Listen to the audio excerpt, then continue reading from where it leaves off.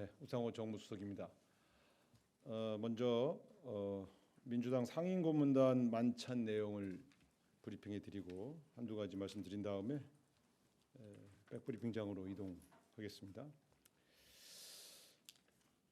오늘 대통령님은 민주당 상임고문단과의 만찬을 가졌습니다. 공개 발언 이후 비공개 환담 내용만 말씀드리겠습니다. 먼저 주제별로 말씀드리겠습니다. 상당히 다양한 주제에 관해서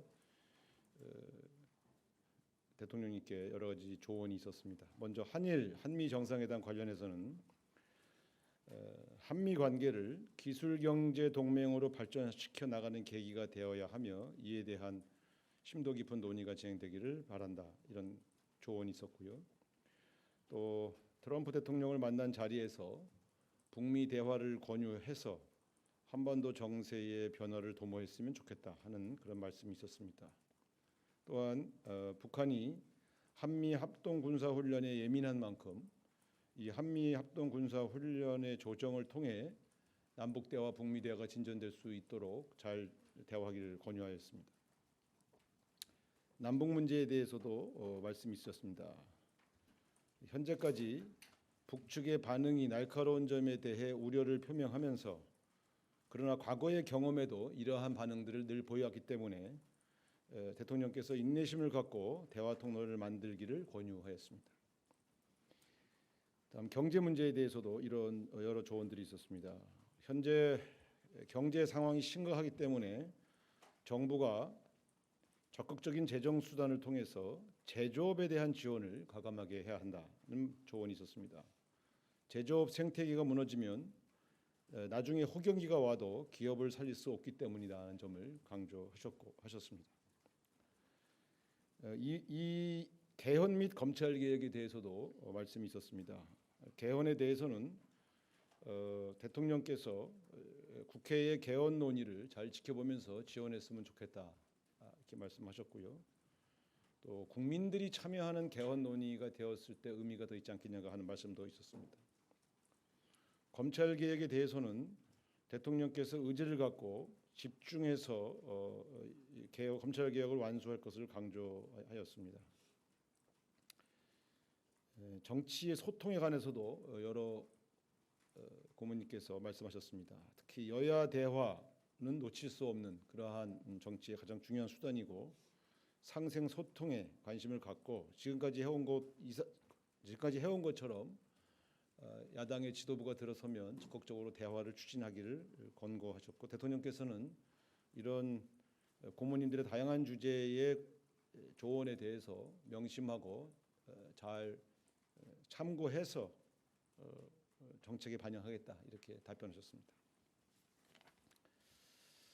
한 가지 사안에 대해서 더 말씀드렸습니다. 지금 더불어민주당 김병기 원내대표를 포함해서 당 지도부가 공공기관 임원 임기제도 개선 관련된 그런 법안도 내고 계시고 말씀도 하고 계십니다. 이에 대한 대통령실의 입장을 말씀드리겠습니다.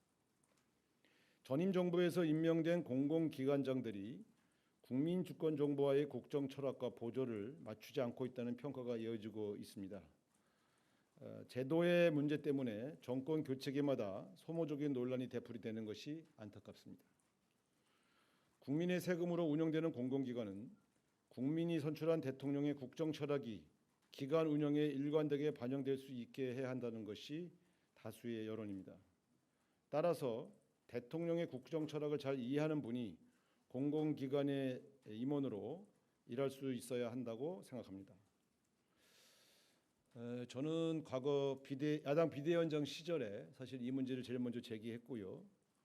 야당 비대위원장이었음에도 불구하고 문재인 정부에서 임명된 공공기관장의 거취 논란에 대하여 여야 합의로 공공기관장 임기와 대통령 임기를 일치시키자고 주장한 바 있습니다. 지금도 같은 생각입니다. 특히 계엄과 탄핵의 혼란을 틈타서 임명된 기관장 문제는 좀 심각하게 바라봐야 한다고 봅니다. 탄핵 가결 이후 임명된 기관장이 53명이나 되고 이 중 22명은 윤석열 파면 이후에 임명되었습니다. 위헌적인 계엄을 탄핵으로 처벌한 국민 의지의 정면으로 도전한 것이고 인사권자가 거리된 상황에서 권한 대행이 현상 유지 이상의 행위를 하는 것은 헌법적 한계를 벗어난 임명이었다는 것이 다수 의견입니다.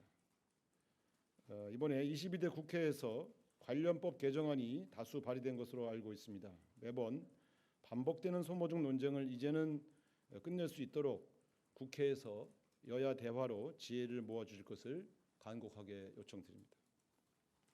네, 이상입니다. 질문 있으시면 한두 개 받고 이동하도록 하겠습니다. 네, 제일 먼저.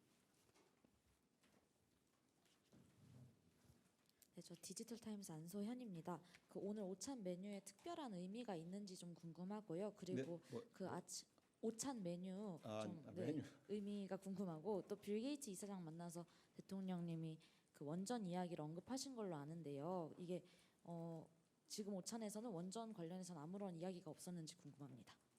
네, 민주당 상임 고문님과의 대화에서 원전 관련된 이야기는 없었습니다. 오찬 메뉴는 기억이 안 납니다. 죄송합니다. 예, 말씀해 주시죠. 네, 수석님 MBC 홍신영입니다. 그러니까 아까 말씀하셨을 때 한미 관계는 얘기하셨는데 한일 관계에 대해서는 한일 정상회담을 앞두고 있는데 상임고문단에서 따로 뭐 어떤 조언이라든가 그런 얘기가 없었는지 좀 말씀 부탁드리고요. 지금 그러면 여당에서 추진하는 공공기관장들하고 대통령과 임기를 맞추는 이 정부 입법을 어쨌든 대통령실에서도 의지를 갖고 있다고 밝히신 건데 지금 그럼 기관장을 하고 있는 분들한테는 소급 적용이 어떤 법안이 발의가 돼서 되더라 좀 어려운 상황이 아닌지 여쭙습니다. 한일 관계에 대한 얘기를 제가 빼놓군요. 죄송합니다. 한일 정상회담이 한미 정상회담보다 먼저 진행된 것도 나름대로 의미가 있는 것 같다. 그리고 한국과 일본이 이제는 과거의 경쟁 관계를 넘어서서 협력 관계로 나아가는 그러한 어떤 경제에서 말씀드리는 경제에서 한일 관계가 경쟁 관계에서 협력 관계로 나갈 때가 된 것 같다. 그런 점들을 한일 정상회담에서도 의논했으면 좋겠다는 주문이 있었습니다. 공공기관장 임기와 관련해서 세부적인 강론은 저희 대통령실에서 말씀드릴 수 있는 사안은 아니라고 판단하고요. 그래서 제가 지금 제출된 법안도 매우 다양한 해법들이 담겨 있는 법안들이 좀 약간 다른 것 같습니다. 그런 측면에서 여야가 대화를 통해서 해결해 주셨으면 좋겠다라는 정도에서만 입장을 가지고 있습니다. 네. 네, 수석님 채널A 홍지은입니다. 수석님 그 어제 만찬 자리에서는 그 추석 전에 검찰개혁 법안을 정부조직법에 담기로 이제 합의를 했는데 좀 어떤 식의 절충점이 만들어졌는지 좀 더 구체적으로 궁금하고요. 그리고 이 정부조직법은 내년 1월 1일자로 이제 시행이 되는 건지도 궁금합니다. 네, 잘 아시는 것처럼 어제 신임 지도부하고의 만찬은 원래 의례적으로 신임 지도부가 구성이 되면 대통령께서 초대해서 관례적으로 진행되어 왔던 만찬이었습니다. 그러나 이 만찬 전에 여러 언론에서 검찰 개혁 관련해서 당 지도부의 의견과 대통령실의 의견이 뭔가 엇박자가 나는 것 같다라고 하는 분석들이 시작되고 있어서 어제 대통령 만찬에서 이 문제에 대한 논의를 제일 먼저 시작을 해서 합의랄까요? 조정을 끝냈습니다. 첫 번째 시기 문제에 관해서 이견이 있는 것이 아니라 정청래 대표는 추석 전에 검찰 개혁의 법제화를 해내겠다 이렇게 말씀하셨고 대통령께서는 추석 전에 얼개를 만들고 추석 이후에 충분한 시간을 갖고 꼼꼼하게 준비를 해서 시행을 해야 되겠다라고 말씀하신 바 있습니다. 따라서 법제화와 관련된 정청래 당대표의 말씀은 정부 조직법의 수사기관과 기소기관을 분명히 명시함으로써 수사와 기소를 기관별로 분리한다는 것을 정부 조직법에 담음으로써 많은 국민들에게 지금 현재의 검찰이 수사와 기소가 분리된다는 것을 법적으로 분명히 시작한다 이렇게 보여주시는 것이고요. 그러나 이제 수사와 기소를 분리한 이후에 그러면 어떤 형태로 이 관계들이 이루어지고 또 어떤 형태의 이 수사 또 기소가 어떻게 진행되는 것이냐에 대해서는 여러 가지 이견이 있고 또 실제로 실행하는 과정에서 잘 섬세하게 다듬지 않으면 부작용이 발생할 가능성이 있다. 점에서 일단 수사와 기소를 분리하는 법제는 정부 조직법으로 담고 대통령이 걱정하시는 좀 더 꼼꼼하게 준비하고 내실을 기하는 문제는 정부 조직법 통과 이후에 후속 조치와 후속 입법을 통해서 계속해서 진행해 나간다. 이렇게 의견을 모았던 것입니다. 따라서 이 로드맵은 당과 대통령실이 완벽하게 합의를 했다. 이렇게 이 점에 의미가 있는 것 같고요. 정부 조직법상의 이 두 기관의 분리를 분명히 명시하면 나머지 후속 입법은 이것을 전제로 후속 입법을 해야 되기 때문에 이 문제에 대해서는 지금 현재로서는 아직 결정돼 있지 않기 때문에 그 이후에 꼼꼼하게 준비해서 준비되는 대로 후속 입법들을 해 나간다. 이렇게 보시면 되겠습니다. 실제 이 문제와 관련해서 바꿔야 할 법 제도가 작게는 수십 건, 크게는 100여 건에 달할 수 있다고 분석되고 있어서 그렇게 짧은 시간에 다 완성하기는 어렵다. 그러나 추석 전에 법제화를 시작하고 추석 이후에 적절한 시점까지 계속해서 후속 입법, 후속 조치들을 완수해 나간다. 이렇게 이해하시면 될 것 같습니다. 네, 장윤선.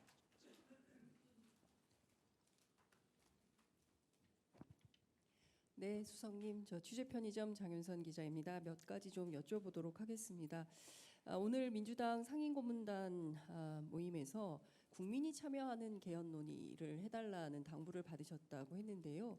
구체적으로 국민이 참여하는 개헌 논의의 계획이 어떻게 되는 건지 좀 궁금하고요.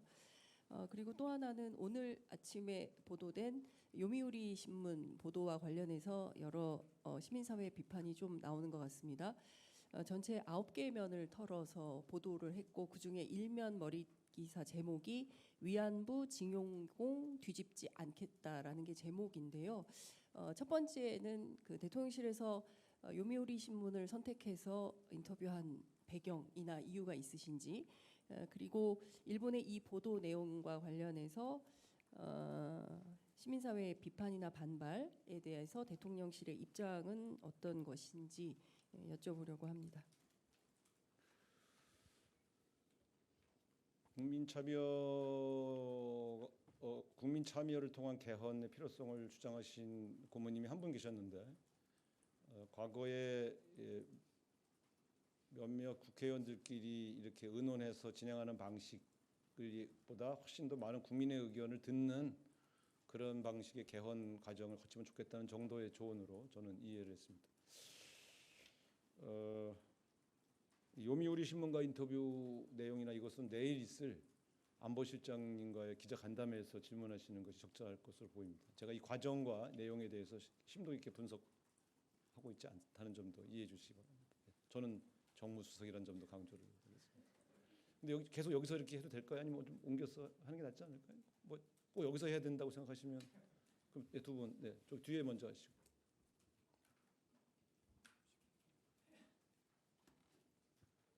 네, 수고 많으십니다, 수석님. 강원도민일보 이세훈 기자입니다. 반갑습니다. 네, 남북 문제와 관련해서 부축의 날카로운 반응에 우려를 나타내면서도 인내심을 갖고 이제 대화로 잘 풀어내길 바란다는 말씀을 해주셨다고 하시는데 그렇다면은 이제 지역이나 혹은 이제 분야별로 구체적인 그 대북 정책 제언은 없으셨었는지 좀 궁금합니다.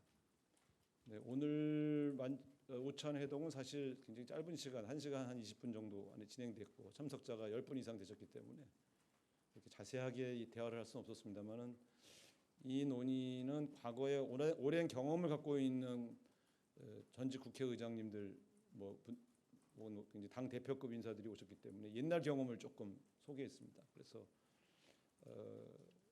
가령 전임 대통령들, 저희 민주당 출신의 전임 대통령들이 처음 취임했을 때 8월, 9월까지도 북쪽이 굉장히 날선 비판들을 했었던 그 일화를 소개하시면서 늘 북한이 초기에 새로운 정부를 실험하기 위해서 이런 날선 발언들을 하는 것은 되게 그들의 전통적인 방법이기 때문에 이 문제에 대해서 인내심을 갖고 대화를 하다 보면 과거 정상회담까지 같이 이어졌던 그러한 경험들을 볼 때 지금의 이 태도 때문에 대화가 진행될 수 없다고 판단하지 않는 것이 현명하다는 그런 유의 조언이었다 이렇게 소개를 드리겠습니다. 네, 아까 손 드신 분이 여기. 예. 네, 수석님 연합뉴스 TV 장보경입니다. 워낙 상임 고문님들이 말씀 주신 대로 예전부터 민주당을 오랫동안 지켜보 오셨고 또 이전 대통령과의 그 당정과의 관계 이런 것도 아실 텐데 혹시 당정 관계 관련해서 향후 어떤 방향으로 나가는 게 더 좋을지 뭐 그런 방향성에 대해서 조언 주신 게 있으신지 궁금합니다. 특별히 당정 관계에 대해서 조언하신 것은 없었던 것 같고요. 고문님들이 대통령이 지금까지 해오신 여러 가지의 활동 내용에 대해서 사실은 굉장히 높이 평가했습니다. 굉장히 어려운 시기에 잘 헤쳐나가고 있다 이제 이렇게 격려하셨고요. 당정 관계라고 딱 집어서를 말씀하지 않으셨지만 제가 마지막 말미에 말씀드린 정치의 복원 관련해서 대화와 소통 또 이런 부분들에 대해서 훨씬 더 대통령께서 계속해서 관심을 갖고 이어가 달라는 당부에 이런 모든 문제가 녹아 있지 않을까 그렇게 해석합니다. 네. 그리고 마지막으로 한 분만 듣고 이동하는 걸로 하겠습니다. 네, 우리 MBC. 네, 수석님 MBC 정상빈입니다.